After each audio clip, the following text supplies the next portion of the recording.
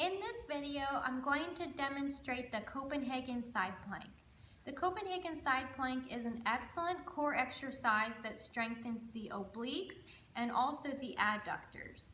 If you perform this exercise consistently, you should notice increased core strength and stability, which will carry over to some of your compound lifts and other movements. To start, you're going to need a box to elevate your feet. You want to set up in a traditional side plank with the feet elevated. Make sure that your feet are near the edge of the box. You have a straight line from head to toe. Your elbow is right underneath your shoulder and your shoulders are back and down.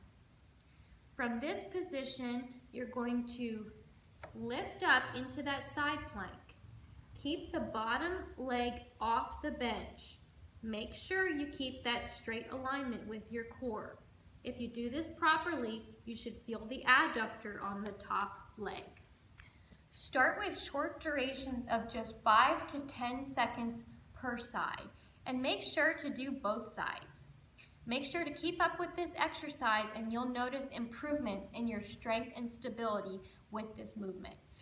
Thanks so much. Make sure to subscribe to the channel for more content.